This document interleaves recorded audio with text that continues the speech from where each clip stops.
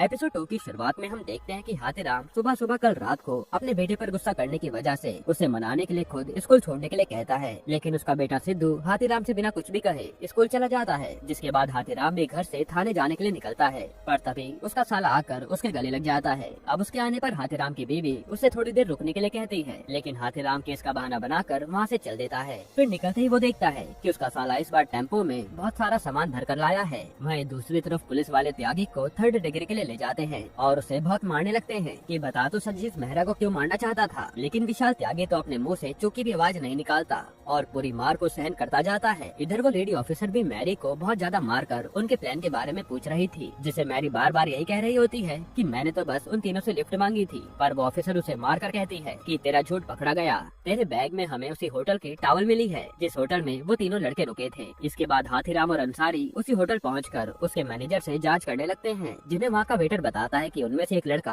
बार बार किसी मास्टर जी से बात करने की जिद कर रहा था, जिस वजह से उन चारों के बीच बहस हुई थी। और एक बात और, उनमें से एक लड़का सिगरेट पीने का बहुत शौकीन था, उसने मेरे सामने एक दिन में 3 डब्बे खत्म कर दिए थे। जिसकी बात सुनकर हाथीराम अंसारी से पूछने लगता है कि तुझे सिगरेट पीनी आती है क्या। जिसके बाद सीन थाने में शिफ्ट होता है, जहाँ हाथीराम और अंसारी तोप सिंह के आगे बैठकर सिगरेट पीने लगते हैं और हाथीराम तोप सिंह को बताता है कि उसके साथी कबीर ने हमें सब कुछ बता दिया है और उसका कहना कि मर्डर का सारा प्लान तेरा और उस त्यागी का था और वो हमारा सरकारी गवाह बनने के लिए तैयार है, इसलिए अब तुझे भी सच बता देना चाहिए। यहाँ तोप सिंह अपने आप को सिगरेट पीने से कंट्रोल नहीं कर पाता और अंसारी के ऊपर हंसने लगता है कि सर आपसे तो सिगरेट पीने की एक्टिंग भी ठीक से नहीं हो पाती। तब हाथीराम तोप सिंह के हाथ पर बने सी लेटर के टैटू के बारे में पूछता है, जिस पर तोप सिंह उसे बताता है कि सर आपको नहीं पता, सी का मतलब है चाकू। जिसे सुनकर हाथीराम तोप सिंह के जोर का चाटा लगाता है और वहाँ से बाहर निकलकर अंसारी के सिगरेट पीने के तरीके पर हंसने लगता है, जिन्हें हंसता हुआ देखकर अंदर बैठा एसएचओ उन्हें घूरने लगता है। तब उसे इग्नोर करके हाथीराम एक हवलदार से कहता है कि तुम जाकर उस कबीर को मारो जब तक वो सच उगल नहीं देता।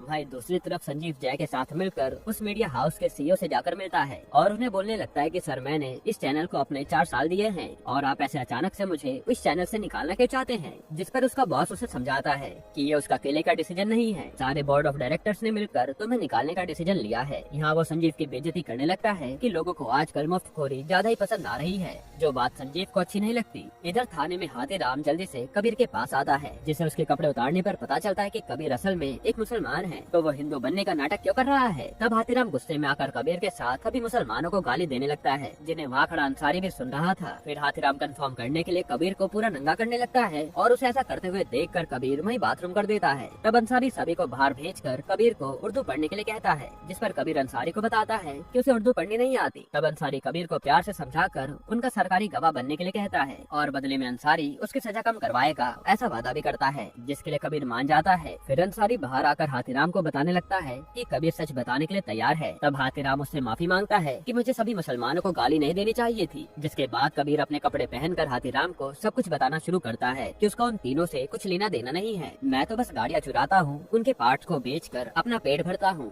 जिस पर हाथीराम कहता है कि तो फिर तू इनसे कैसे मिला। तब कबीर बताता है कि उसको ये काम करने के लिए तारिक नाम के आदमी ने कहा था, जिसने मुझे यही कहा कि मुझे एक गाड़ी चुरा कर उन तीनों को वो जहाँ कहे वहाँ घुमाना होगा। तब हाथीराम कबीर से तारिक के अड्डे के बारे में पूछता है। कबीर बताता है कि तारिक उसे चांदनी चौक में मिल जाएगा। तब अंसारी कबीर से पूछता है कि तुम्हें संजीव मेहरा को मारने के लिए कहा गया था, तो तुमने उसे मारा क्यों नहीं। तब कबीर उन्हें बताता है कि मुझे तो सिर्फ उन्हें घुमाने के लिए कहा गया था, जिन्होंने 3-4 दिन तक रोज मुझसे संजीव मेहरा के घर के बाहर चक्कर कटवाए थे, जिनकी हर बार तोप सिंह फोटो क्लिक कर लेता था। लेकिन एक दिन मैंने विशाल त्यागी के पास बंदूक देखी तो मुझे उन पर डाउट होने लगा कि ये जरूर किसी न किसी को मारने आए हैं। पर सर जब भी मैं उसको घुमाता तो त्यागी हर समय एक ही बात बोलता रहता था कि उसको किसी से बात करनी है। जिस पर हाथीराम पूछता है कि क्या वो नाम मास्टर जी का था। तब कबीर बताता है कि हाँ सर, त्यागी हर समय मास्टर जी से बात करने के लिए कहता रहता था। अब यहाँ कबीर का स्टेटमेंट सुनकर अंसारी हाथीराम को विशाल त्यागी के बारे में पता लगाने के लिए चित्रकूट जाने के लिए बोलता है। जिसकी बात सुनकर हाथीराम अगले दिन दिल्ली हेडक्वार्टर पहुँच जाता है, जहाँ वो डीएसपी भरत को सारी बात बताता है कि उसके हाथ इस केस से रिलेटेड हर एक लीड लग चुकी है, इसलिए मुझे विशाल त्यागी, जो कि उत्तर प्रदेश का सबसे बड़ा क्रिमिनल है,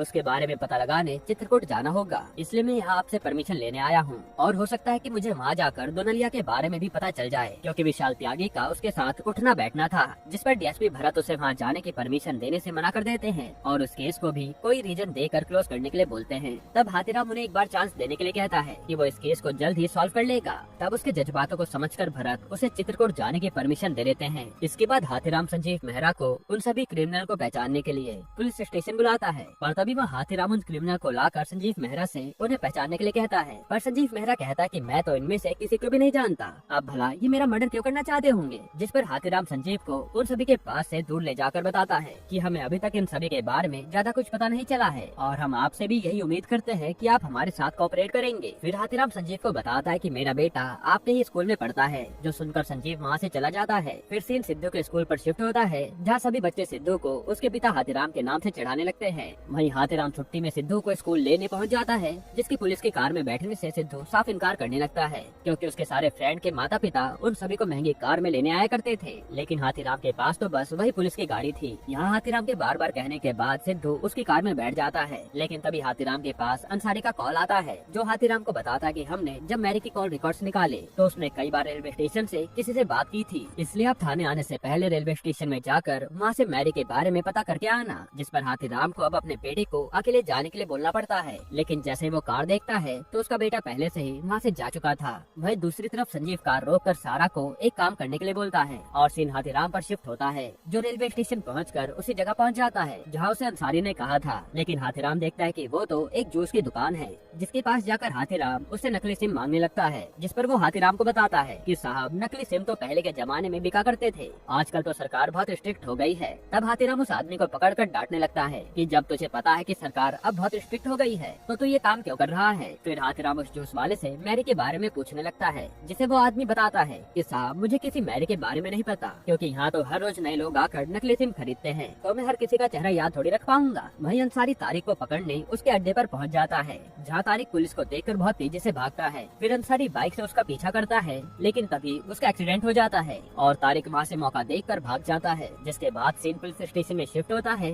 जहाँ हाथीराम अंसारी को बुलाकर उसे बताता है कि तूने जिस लड़की को ठोका है उसके परिवार ने बहुत बड़ा बवाल कर दिया है, बड़ी मुश्किल से उन्हें शांत किया गया है, लेकिन इससे बड़ी बात यह है कि डिपार्टमेंट तुझ पर उंगली उठा रही है, क्योंकि तारिक और तू दोनों मुसलमान हैं, इसलिए अब से तू इस केस से काफी दूर रहेगा और बिल्कुल भी इंटरफेयर नहीं करेगा। जो सुनकर अंसारी को बहुत बुरा लगता है। वहीं दूसरी तरफ सारा पुलिस स्टेशन में उस लेडी ऑफिसर के लिए केक लेकर उसके पास पहुंच जाती है और सीन संजीव मेहरा पर शिफ्ट होता है, जिसके घर में सब लोग उसकी लंबी उम्र के लिए पूजा कर रहे थे। पर तभी संजीव के पास किसी का कॉल आता है और वो पूजा छोड़कर वहाँ से कहीं जाने लगता है, जिसे उसकी बीवी रोकती है, लेकिन संजीव कोई इम्पोर्टेंट काम का बहाना बताकर वहाँ से सीधा सारा के घर पहुँच जाता है। अब यह सारा उन सभी क्रिमिनल के नाम की लिस्ट उसे देती है और यहाँ हमें पता चलता है कि उसे ये पता लगाने के लिए खुद संजीव ने बोला था। यहाँ सारा संजीव को किस भी करने लगती है कि माना तुम्हारी शादी हो रखी है, लेकिन हम दोनों भी तो रिलेशनशिप में हैं। जिसके बाद ये दोनों इंटीमेट भी हो जाते हैं। वही सीन हाथीराम के घर पर शिफ्ट होता है, जहाँ हाथीराम देखता है कि उसके साले ने घर पर रंगीन लाइटों वाली सोडा की मशीन लगा रखी है, जिस मशीन को देखकर हाथीराम को गुस्सा तो आता है, पर वो चाहकर भी कुछ बोल नहीं पाता। जिसके बाद हमें एक टीनेजर का ग्रुप दिखाया जाता है, जिसमें हाथीराम का बेटा सिद्धू भी शामिल था। यहाँ राजू नाम का लड़का उन सभी के सामने हवा में बातें फेंकने लगता है कि उसके पास गन है और उसने एक बारी उसी गन से पुलिस को भी डराकर भगा दिया था। जिस पर वहीं बैठा एक लड़का राजू की बात पर हंसने लगता है कि तो कितनी बड़ी बड़ी फेंकता है। तब राजू को गुस्सा आ जाता है और वो अपनी गन निकाल कर उन लड़कों को डराने लगता है। जिस गन को देखकर सिद्धू राजू भैया से वो गन एक बार हाथ में लेने के लिए मांगता है, पर राजू तो वो गन देने से साफ इनकार कर देता है। अब उसके अगले दिन हाथीराम तोप सिंह की आईडी से मिले एड्रेस में अकेले जाने वाला था, जिसके साथ चलने के लिए अंसारी भी कहता है, लेकिन हाथीराम उसे डांट कर कुछ और काम करने के लिए कहता है और फिर वो अकेला ही तोप सिंह के एड्रेस पर जाने के लिए निकलता है। तभी निकलने से पहले वो पुलिस वालों की बात सुन लेता है, जो लोग अंसारी के मुसलमान होने पर बात कर रहे थे। इनकी बातें सुनकर हाथीराम अंसारी को अपने पास बुलाकर अपने साथ चलने के लिए कहता है और उन ऑफिसर को डांटने भी लगता है कि अंसारी चाहे मुसलमान हो, लेकिन वो अपनी ड्यूटी सच्चे दिल से करता है। जिसके बाद हाथीराम उस एड्रेस पर पहुंच जाता है, जो कि तोप सिंह के मामा का घर था। तब हाथीराम तोप सिंह के मामा से उसके बारे में पूछने लगता है। तब तोप सिंह की मामी बता दे कि वो तो पंजाब से बहुत झगड़ा करके यहाँ आया था। तब उसके मामा हाथीराम को कहते हैं कि चाहे जिससे भी झगड़ा करके आया था, लेकिन वो मेरा भांजा है, इसलिए मैंने उसे अपनी दुकान पर काम दिया था। पर जब मुझे दुकान के घपले के बारे में पता चला तो मैंने उसे 6 महीने पहले ही अपनी दुकान से निकाल दिया था। तब हाथीराम पूछता है कि तोप सिंह पंजाब से भागकर क्यों आया था, जिस पर उसकी मामी बताती है कि इसके बारे में पता करने के लिए आपको पंजाब में उसके चाचा चाची के पास जाना होगा। जिसके बाद सीन एसएचओ राम अवतार पर शिफ्ट होता है, जहाँ हाथीराम अंसारी को पंजाब भेजने के लिए उसकी परमिशन मांग रहा था। तब एसएचओ हाथीराम को ये कहता है कि तुम खुद पंजाब जाकर इसके बारे में पता करो, लेकिन हाथीराम कहता है कि मुझे तो विशाल त्यागी के बारे में पता करने चित्रकूट जाना होगा। तब एसएचओ हाथीराम से पूछता है कि तुम्हें वहाँ जाने की परमिशन किसने दी, तो हाथीराम कहता है कि मुझे तो हेडक्वार्टर से परमिशन मिल चुकी है। जिसकी बात सुनकर एसएचओ उन दोनों पर गुस्सा करने लगता है कि जब तुम्हारे पास हेडक्वार्टर से परमिशन है तो तुम मुझे परमिशन मांगने का दिखावा क्यों कर रहे हो। इसके बाद सीन बस अड्डे पर शिफ्ट होता है, जहाँ हाथीराम चित्रकूट जाने के लिए और अंसारी पंजाब जाने के लिए बैठे होते हैं। यहाँ हाथीराम अंसारी को बताता है कि एक टाइम पर वो और एसएचओ जिगरी यार थे, लेकिन फिर एसएचओ ने सभी के तलवे चाटने शुरू कर दिए और फिर वो मेरे से ऊंची पोस्ट पर आ गया। लेकिन अंसारी, तुझे ऐसा बिल्कुल भी नहीं बनना, तुझे अपनी मेहनत से आईएएस बन के दिखाना है, वरना तो मेरी तरह ये काम ऑफिसर बन के रह जाएगा। जिसके बाद वो दोनों अपनी अपनी बस में बैठकर चित्रकूट और पंजाब के लिए निकल जाते हैं। वहीं अगले सीन में हम देखते हैं कि तोप सिंह का फेंका हुआ फोन नदी से मिल गया है। यहीं पर एपिसोड 2 खत्म होता है।